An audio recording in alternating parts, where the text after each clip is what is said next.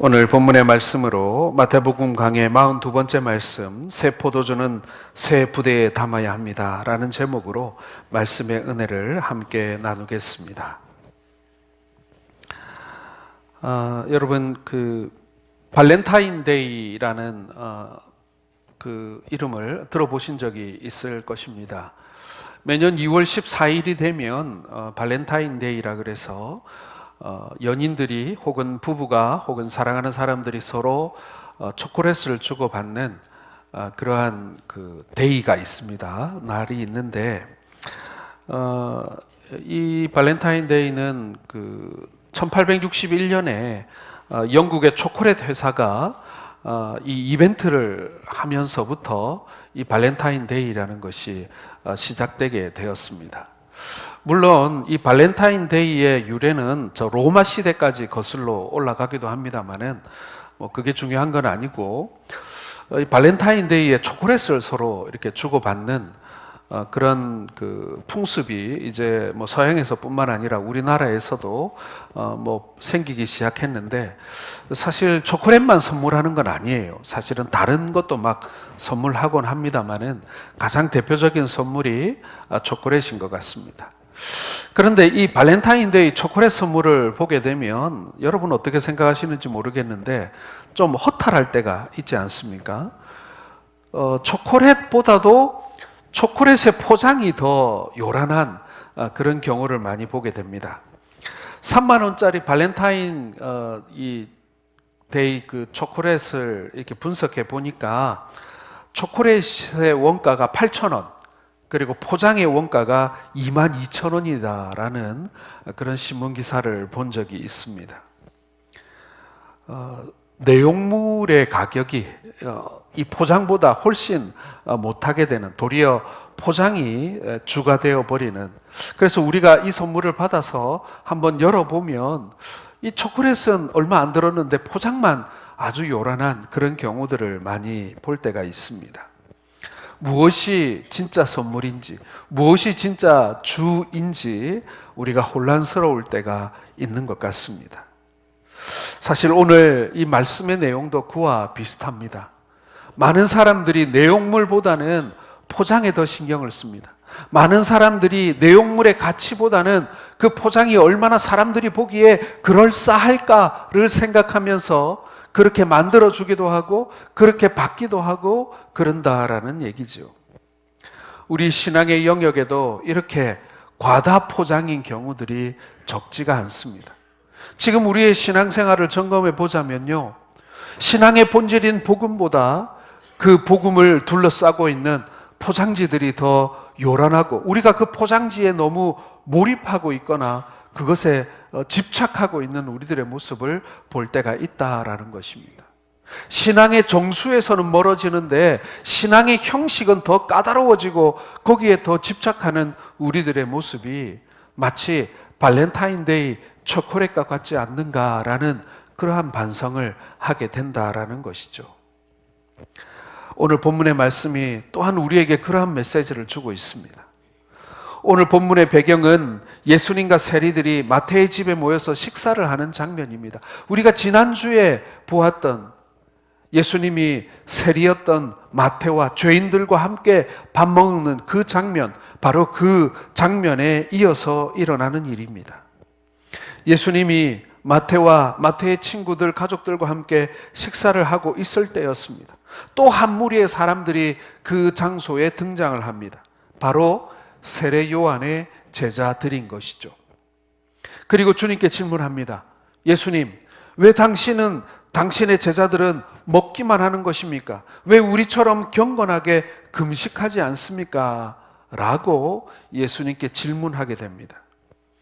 금식하는 날 금식하지 않고 스승이나 제자나 너무 잘 먹으니까 심기가 불편했던 것입니다. 여러분, 왜 요한의 제자들이 이런 질문을 하며 그 마음이 불편했을까요? 먼저 요한이 어떤 사람인지 우리가 한번 생각해 봐야 합니다. 세례 요한은 그리스도의 선지자였습니다. 예수님의 길을 예비하기 위해서 먼저 온 사람입니다. 자신은 광야에서 외치는 자의 소리라고 말했고 그의 설교의 메시지는 회개하라 천국이 가까이 왔느니라 였습니다. 또한 세례 요한은 광야에서 메뚜기와 석청을 먹었다고 성경은 기록합니다. 낙타 털옷을 입었고 그 당시에 사회의 풍조를 따르지 않았습니다. 관습을 따르지 않았다는 얘기예요. 지금으로 말하면 자연인이긴 한데 좀 기인이었다 이렇게 말할 수 있습니다.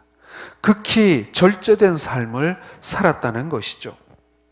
요한은 헤롯 왕을 비판할 만큼 정의감이 강했고 불의와 타협하지 않는 사람이었습니다. 결국에는 감옥에 gat혔고 처형을 당하고 맙니다. 자, 그런 스승을 모신 제자들인 거예요. 이 요한의 제자들이 볼 때 예수님과 예수님의 제자들의 모습은요, 타락한 사람들, 욕망을 다스리지 못하는 그런 사람들로 보였다라는 것입니다. 거기다가 요한은 자신들의 제자들을 모두 감옥에 갇혀 있을 때 자신들의 제자들을 모두 예수님께 보내게 됩니다. 스승이 자신들을 다른 스승에게 보내어 버렸다. 그것은 배신감도 느끼게 되고 또 자존심도 무척이나 상하지 않았겠습니까? 먼저 예수님의 제자로 부름받은 12제자와 자신들의 처지를 비교하지 않았겠습니까? 스승이라고 해서 세례 요한이 가라고 해서 오기는 왔는데 이 예수님이 하시는 모습이 뭔가 못마땅한 것입니다. 그 가운데 요한의 제자들이 불만을 터뜨린 문제는 바로 이 금식의 문제였던 것입니다. 여러분, 유대인들은요, 모세의 율법을 통해서 1년에 한 번씩 금식했습니다. 유대인의 달력으로 7번째 달, 티슈리라고 하는데요, 지금 우리 달력으로 보자면 가을이에요. 9월 달입니다. 이 달의 첫째 날에 크게 나팔을 붑니다. 전국 곳곳에서 나팔을 불어요. 그래서 이날을 나팔절이라고도 부르는데요, 그때로부터 열흘 후에 대속죄일이 선포가 됩니다. 이렇게 대속죄일이 1년에 한 번 선포되게 되면 사람들은 자신들의 죄를 속죄하면서 금식을 하게 되는 것이죠. 모든 생활의 즐거움을 다 중지하고 밥을 굶으면서 하나님께 속죄를 하는 것입니다. 회개를 하는 거예요. 그때 2마리의 염소를 가져옵니다. 한 마리는 도살해서 온 백성의 죄를 거기다 더 씌우게 되고요, 하나님께 희생제를 드림으로 죄를 속죄하게 됩니다. 그리고 또 한 마리는 희생양이라고 부르게 되는데 이 희생양에다가 제사장이 안수를 하게 됩니다. 그러면 온 이스라엘의 죄가 그 양에게 이렇게 옮겨지게 되는 것이죠. 그리고 그 짐승을 모든 백성들이 보는 앞에서 광야로 쫓아내게 됩니다.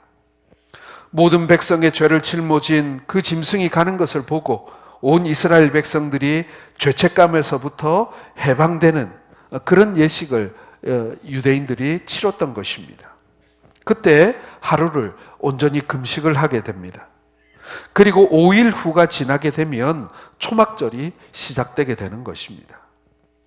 그런데 여러분, 이 속죄일의 규례가 자꾸 바뀝니다.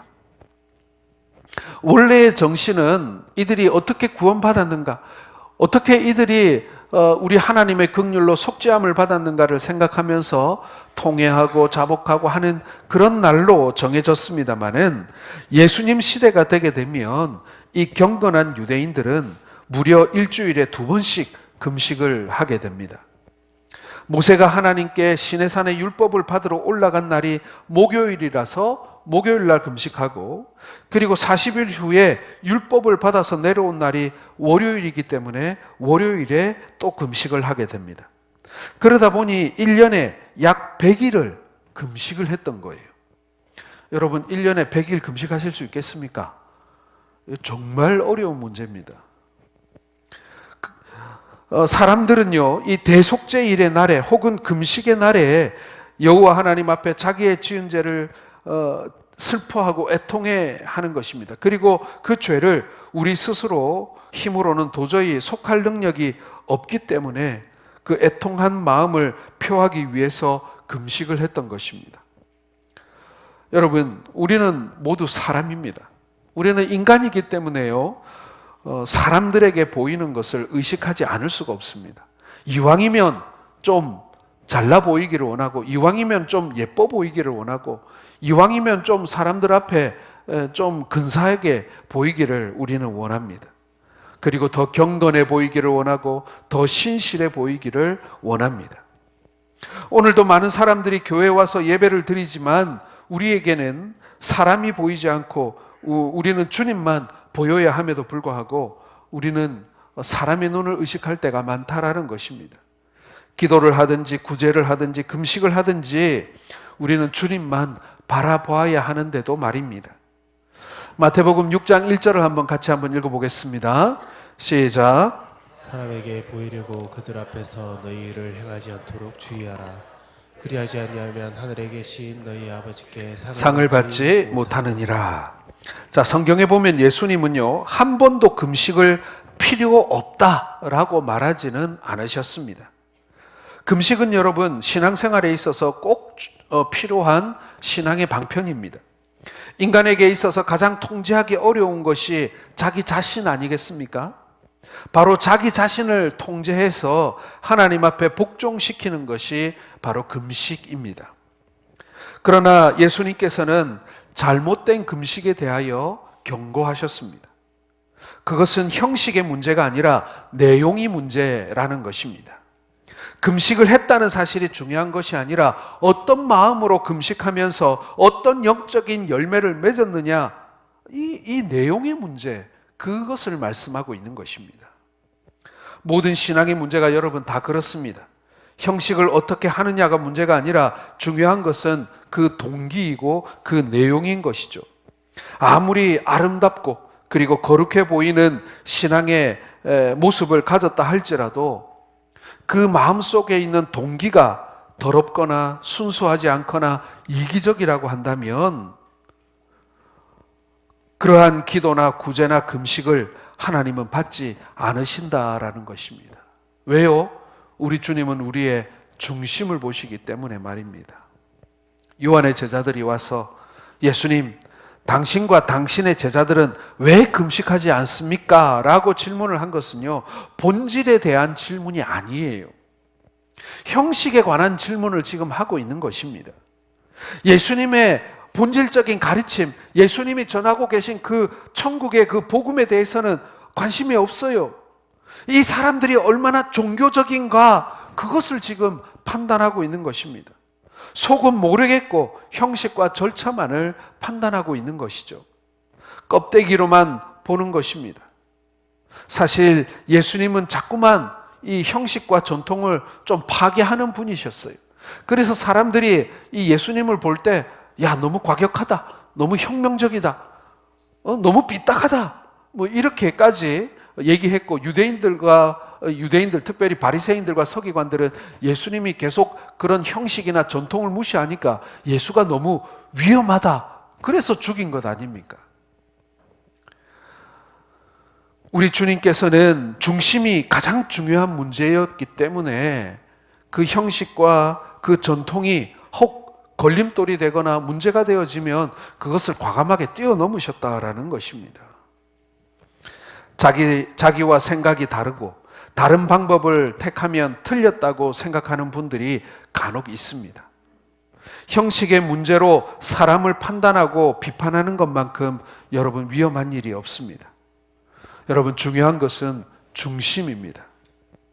요한의 제자들은 자신들이 하는 금식이 공로가 되고 전통이 된 것입니다.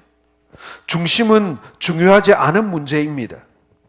여러분, 중심이 사라진 예배, 중심이 사라진 봉사, 중심이 사라진 헌금, 금식, 이것은요, 도리어 우리를 완고하게 만들고요, 다른 사람을 판단하기 잘하는 사람을 만들 수 있음을 여러분 주의하시기를 바랍니다.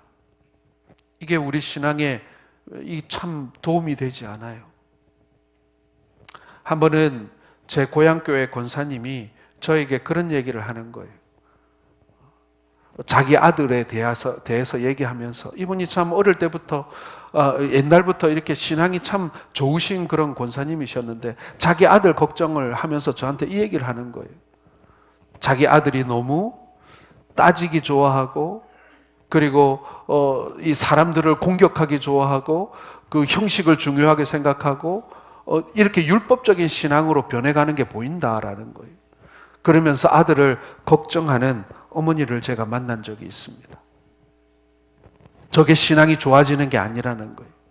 저게 신앙이 정말 갈수록 메말라져 가고 날카로워져 가고 거칠어져 가는 것을 어머니가 느끼고 저한테 그 답답함을 호소하는 거예요. 신앙이 좋은 게 아니다. 신앙이 좋아지질 않는다.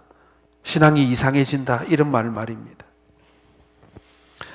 여러분, 하나님은 우리의 체질을 아시기 때문에 각자의 체질을 따라 우리를 믿게 하십니다. 획일적인 방법을 강요하지 않으세요.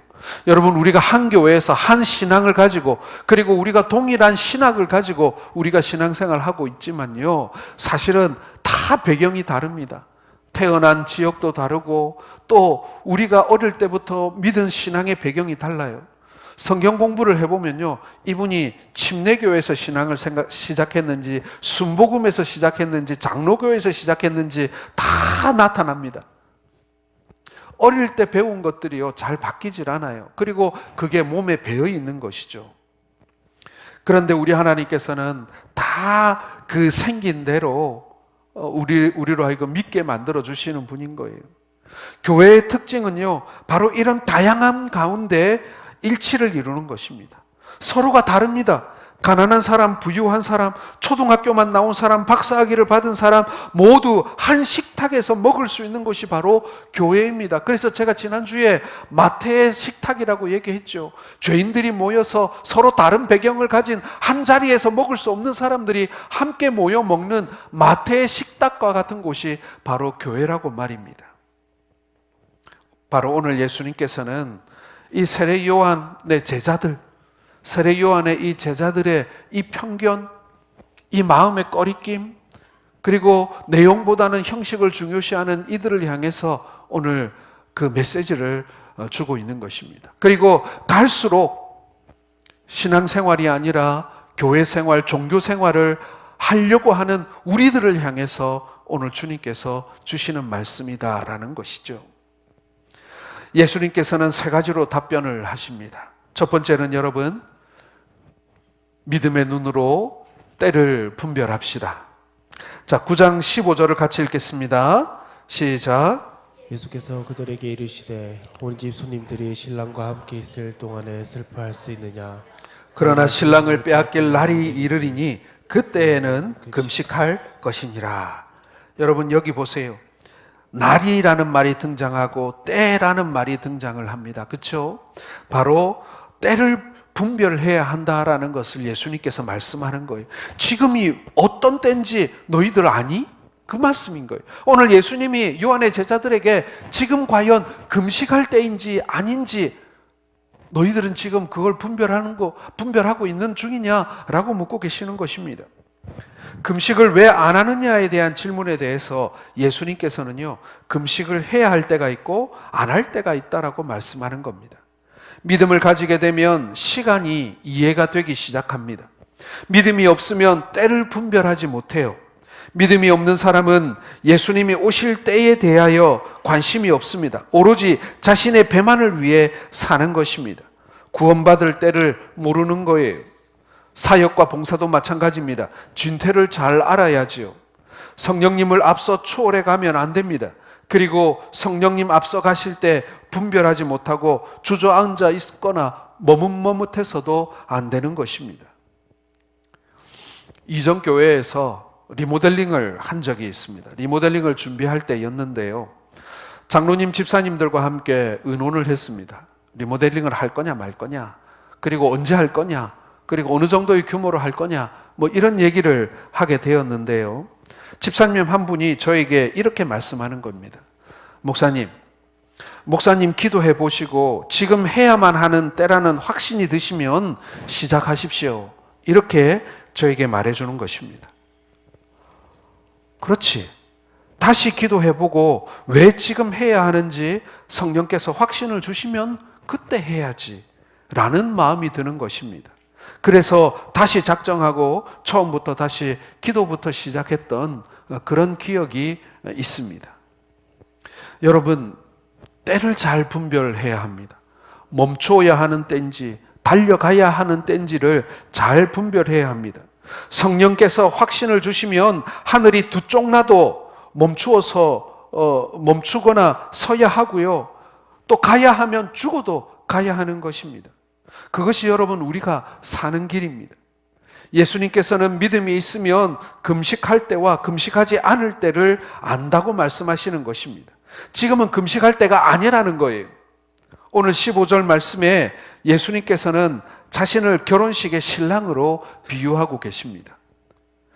여러분, 신앙이란 결혼과 아주 흡사합니다.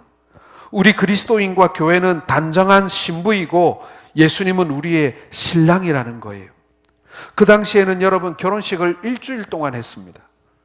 왜 일주일 동안 했냐면 지금보다 바쁘게 살지 않아도 돼서도 있지만 결혼식에 초대받은 가족이나 친지들이 결혼식을 하는 장소까지 모이는데 시간이 너무 많이 걸리는 거예요.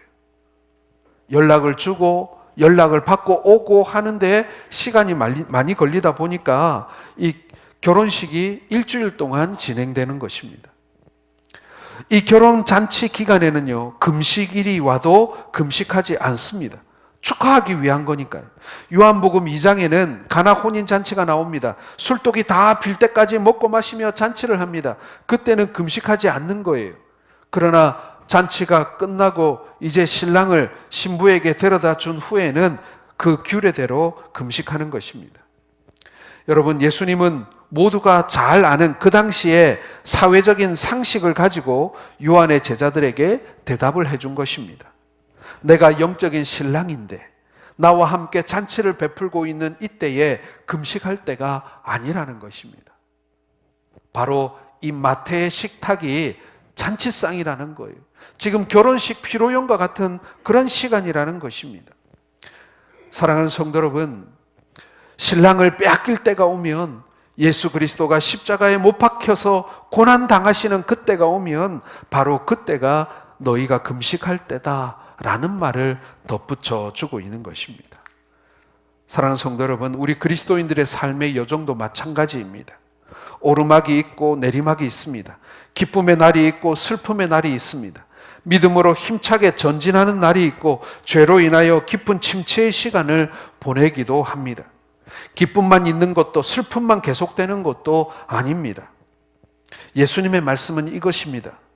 예수님이 가는 곳마다 병이 떠나가고 귀신이 쫓겨나고 생명의 말씀이 선포됩니다. 기뻐하고 즐거워하고 감격하고 음식을 먹고 축제를 그리고 잔치를 열 만한 일들이 예수님을 따라가면서 이어집니다. 여러분, 얼마나 기쁜 일입니까? 죽었던 사람이 살아나고요, 불치병에 걸렸던 사람들이 낫고요, 귀신이 떠나가고요, 잔치해야죠, 축하해야죠, 즐거워해야죠. 나병이 낫습니다. 안전뱅이가 일어납니다. 중풍병자가 침상을 들고 뛰어갑니다. 그 사람이 아파트에 사는지 새방에 사는지 옷을 잘 입는지 못 입는지 지하철을 타고 왔는지 외제차를 타고 왔는지 그것은 중요하지 않습니다. 지금은 잔치의 시간이라는 것입니다. 축하해 줘야 될 시간이라는 거예요. 여러분, 신앙이라는 것이 억지로 슬픈 기색을 보이고 경건한 척하는 것이 아닙니다. 어린아이처럼 기뻐하고 감격하는 것입니다. 우리 한국 사람들 습관 중에 나쁜 게 뭐예요? 남 잘 되는 것 못 봅니다. 그렇죠? 남이 잘 되면 같이 기뻐하고 즐거워하고 잔치하고 축하해 줘야 되는데 남이 잘 되면 왜 내 배가 계속 아픈 건지. 오늘 예수님이 그 말씀하는 거예요. 오늘 마태가, 이 죄인 마태가 예수님의 제자가 되는 날이다. 이 안이 기쁜가? 이 죄인이 회개하고 주께 돌아오는 이 날이 바로 잔칫날 아닌가? 그런데 이 요한의 제자들은 왜 금식하는 날 밥을 먹냐고 문제를 삼은 거예요. 여러분, 예수를 믿다가 우리가 죄의 구렁텅이에 빠져서 헤어나오지 못할 때, 그때는 우리가 회개하고 금식해야 합니다. 회개하고 금식하는 일은 우리에게 필수 불가결한 일입니다. 우리가 어떤 상황에 놓여 있는지, 무엇을 해야 하는지를 알고 분별하는 것은 여러분, 우리에게 너무나도 중요한 일입니다. 축하해야 되는데 혼자서 인상 쓰고 앉아 있고, 그리고 남들은 애통해하고 슬퍼하고 위로가 필요한 그때에 자기는 뭐가 그렇게 기쁘고 즐거운지 희희낙낙한다면 그 사람 정말 때를 모르는 사람이고 분위기 파악 못하는 사람 아니겠습니까? 사랑하는 성도 여러분, 개인에게도 교회에게도 기뻐하며 찬양해야 할 때와 제 위에 앉아 회개하며 금식해야 할 때를 잘 분별해야 합니다. 교회가 어떤 일을 해야 할 때를 잘 판단하는 것이 너무나 중요합니다. 우리 개인도 그리고 교회도 그것을 놓쳐버리면요, 개인의 신앙도 무너지고 교회도 쇠퇴할 수 있다는 것입니다. 죄가 누룩처럼 온 공동체 안에 퍼져나갈 수 있습니다. 자녀들에게 신앙교육을 시켜야 할 시기를 놓쳐버리면요, 가정도 믿음의 어려움을 겪을 수가 있습니다. 날마다 영적으로 깨어 있어서 이 시기를 잘 분별하시기를 주의 이름으로 축원합니다. 여러분, 우리가 영적일 때, 우리가 기도 생활이 잘 될 때, 그리고 우리가 성령 충만할 때, 이 때를 분별하게 되는 것입니다. 우리의 신앙에 문제가 생기고 적신호가 켜졌을 때 우리가 그 때를 분별하지 못하고 엉뚱한 짓을 하는 거예요. 반대로 하는 거예요. 그게 여러분, 우리의 신앙의 모습을 이렇게 측정해주는 한 모습이다라는 것입니다. 오늘 예수님께서 우리에게 말합니다. 믿음의 눈, 영적인 눈으로 때를 분별해라. 그것이 여러분, 우리의 개인에게도 우리의 교회에게도 여러분 중요한 줄로 믿으시길 바랍니다. 두 번째로 여러분, 예수님께서 대답을 주시는데요, 우리의 성품이 변해야 한다라는 것입니다. 자, 9장 16절 같이 읽겠습니다. 시작. 생배조각을 낡은 옷에 붙이는 자가 없나니 이는 기운 것이 그 옷을 당기어 헤어짐이 다하게 됨이요. 지금 예수님께서는 쉬운 방법으로 중요한 진리를 가르쳐주고 계십니다. 헤어진 옷에다가 짠지 얼마 안 된 생배 조각을 메워 기우면 안 된다는 것입니다. 처음엔 생배 조각이 헌옷과 잘 어울리기도 합니다. 그러나 비를 맞거나 그 옷을 물에 빨게 됐는데 이때부터 문제가 생기는 거예요. 헌옷과 새 헝겊은 서로 수축률이 달라서 생배 조각이 결국에는 헌옷을 못 쓰게 만든다라는 것이 상식이라는 것입니다.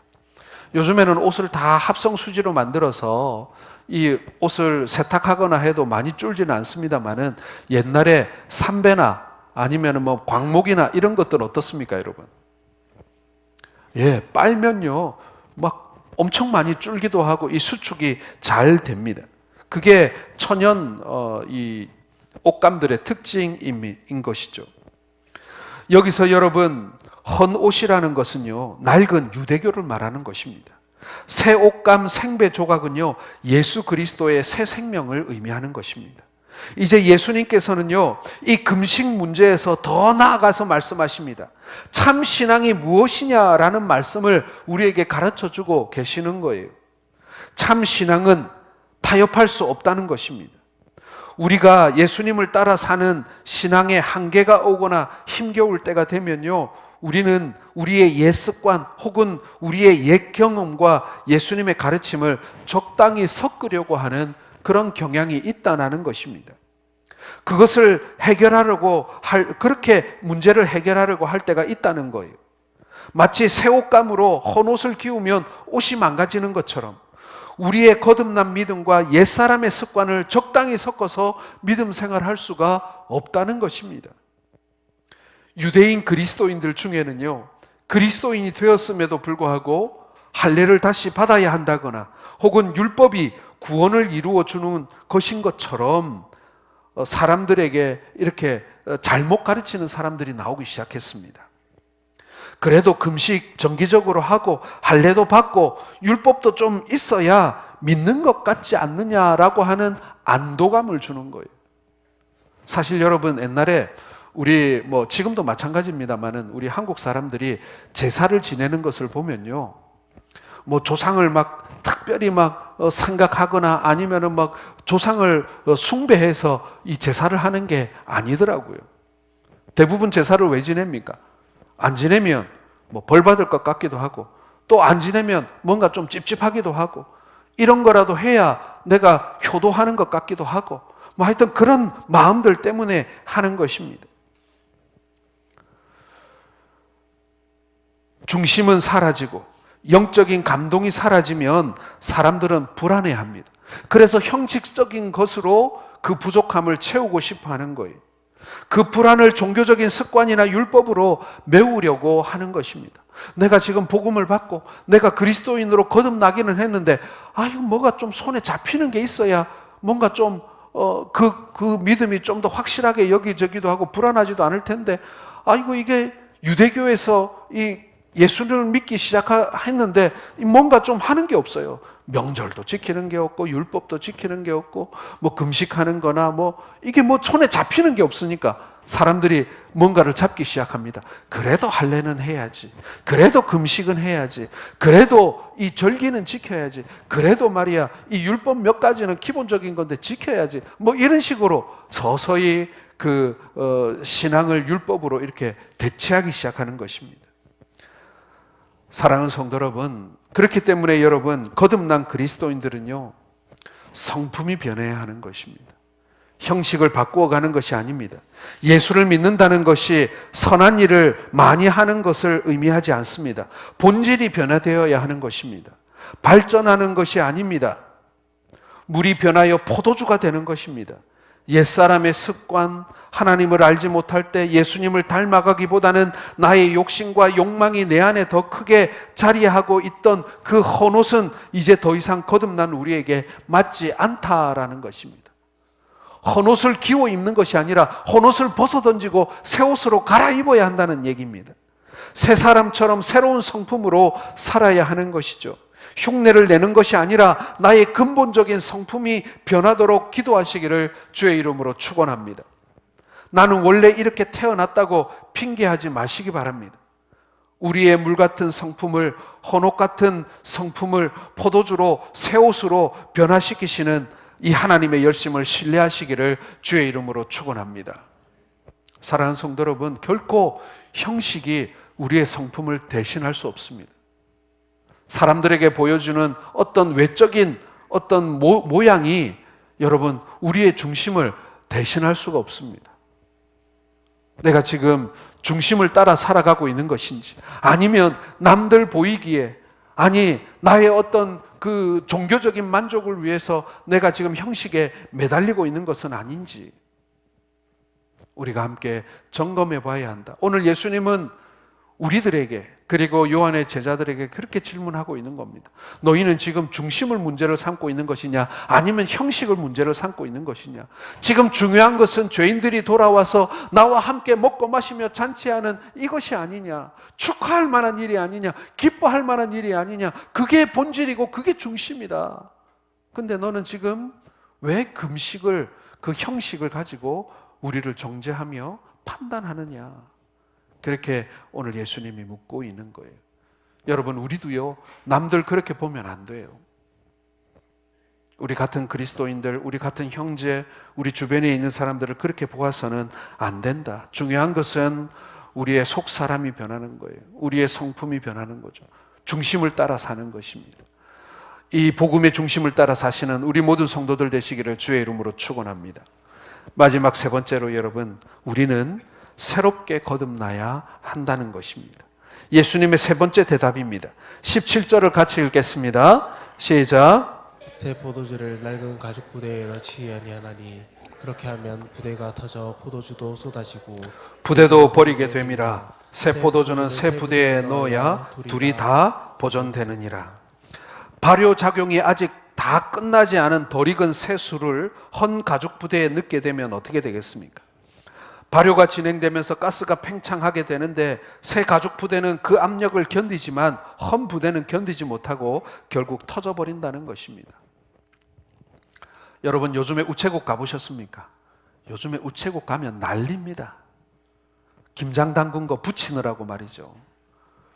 막 싸가지고 와가지고 막 붙이는데 그 우체국 직원들이 꼭꼭 물어본다 그래요. 잘 쌌냐고, 잘 단단히 묶었냐고 항상 물어보고 받는다고 합니다. 왜냐하면은 이게 가는 중에 어떻게 돼요?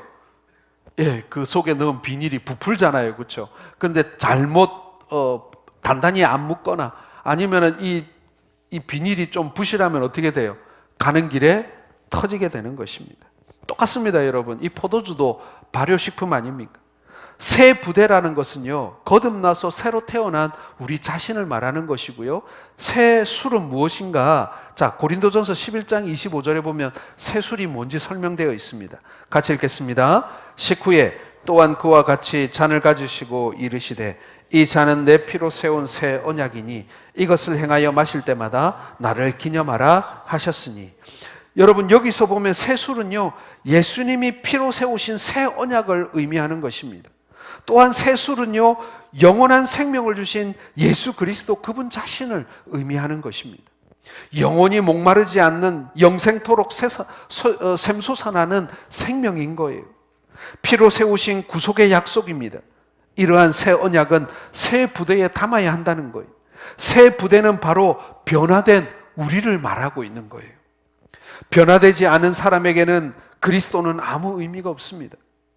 우리가 새 가죽 부대가 되지 않고서는 새 언약, 새 생명을 담을 수가 없다라는 거예요. 그리스도를 담을 수가 없습니다. 그러므로 여러분, 변화되어야 한다는 거예요. 고린도후서 5장 17절을 같이 읽겠습니다. 그런즉 누구든지 그리스도 안에 있으면 새로운 피조물이라. 이전 것은 지나갔으니 보라 새 것이 되었도다. 보라 새 것이 되었도다. 보라 새 가죽 부대가 되었도다. 그런 뜻입니다. 빛과 어둠이 함께 할 수 없습니다. 생명과 죽음이 함께 할 수 없습니다. 우리는 빛입니다. 생명을 소유한 사람들입니다. 새 술은 새 부대에 넣어야 합니다. 거듭난 사람이어야 합니다.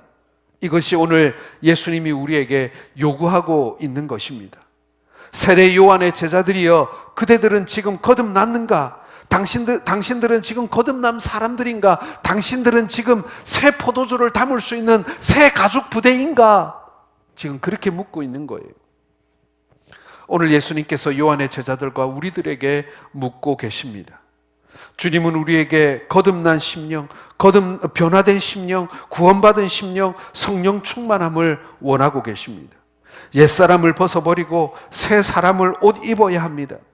예수님의 생명을 담기에 부족함이 없는 그런 새 가죽 부대가 되어야 합니다. 여러분, 교회도 새롭게 변화되어야 합니다.